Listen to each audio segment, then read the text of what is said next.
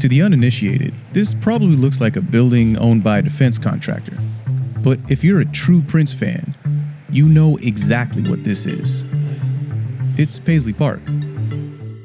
For over 4 decades, this was Prince's fortress of solitude in the suburbs of Minneapolis. And today is the anniversary of his death. And if it weren't for coronavirus, there'd probably be a lot of fans gathered here. But before the world shut down, we were able to head to Paisley Park to try to make sense of how Prince's legacy is taking shape. So it was all purple. Yes, there are purple lights. I believe these lights here kind of illuminating the place, which is really the only clue that something special is happening here. Otherwise, I think you would drive right by it. Yeah, it really, from the outside after you, it doesn't really look like much, does it? No, it's got this aluminum paneling, and I think it wears its 80s-ness quite well. The amount of records on the wall here, though, is just out of control. Yeah, it feels like you're not supposed to stand on that, although I'm sure people do all the time. It feels like it would be a bad thing to do that. They've got a guy who buffs it every night. Right. So where are we?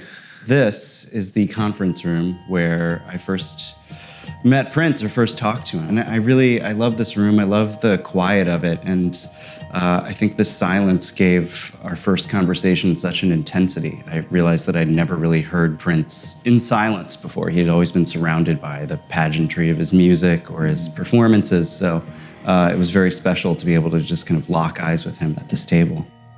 Dan has a strange relationship with Prince. In 2016, in this room, Prince decided to write his autobiography, with Dan as the co-author, despite the fact that Dan had never written a book himself.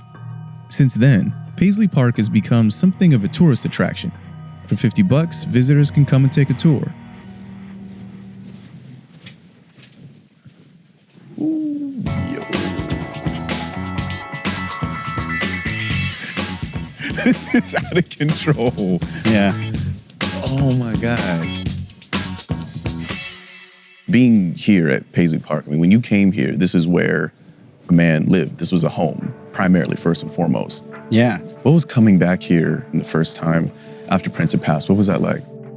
I remember going in one room and catching a whiff of his perfume and really having to sit down because it suddenly felt like he was there again. It was so sad because then, more than now, it felt like the spirit had gone out of the place.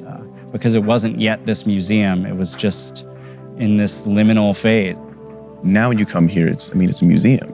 It's certainly a different place, but I know that he wanted it to become a museum, so in a way this feels like the living out of something that he had started himself in many ways. I like that it's kind of trapped in the 80s in a way. It's got this preserved in amber feeling to it. The community, which of course is one of his favorite words, that's now being fostered around this place is amazing. And so many people could never come here when he was alive, and now they can. So did you spend any time in this room at all? I kind of got to see the complex piecemeal. So actually just figuring out the layout of this place took me a very long time. And I was like, wait, if I wanted to go back to where I met him, how would I do that? And I think now I finally know the way, but it took a long time. It's kind of a labyrinth in the best possible way.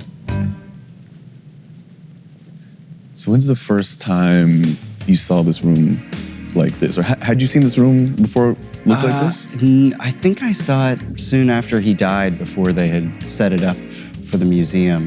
Having the motorcycle there is just, that's wild. Yeah, I think there was one motorcycle in here before he died too. When it was a recording studio? Yeah. And just motorcycle chilling? Yeah.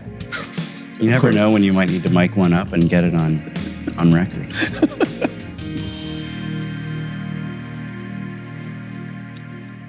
Where's the purple ball? Behind you. Purple ball?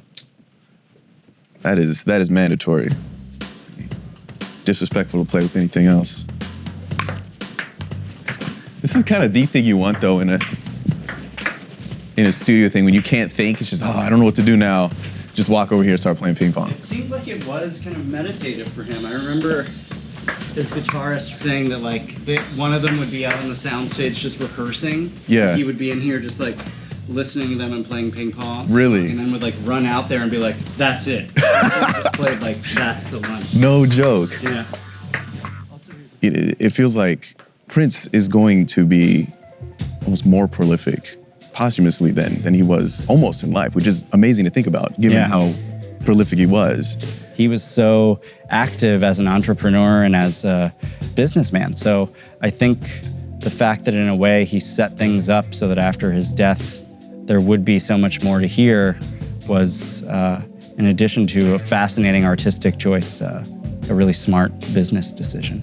We're both actually of a generation that came of age after Prince was at his commercial peak. Right. What do you think Prince is going to mean for that young kid who's looking at him and saying, I don't know about this weird dude? I mean, some people it will push away. What we see now in so much of the music industry is a trend towards stuff that's homogenous, that sounds the same. And Prince has been talking about that for decades at this point. He has, yeah. His weirdness will be his greatest asset in that way, because the world is certainly not going to get any less weird.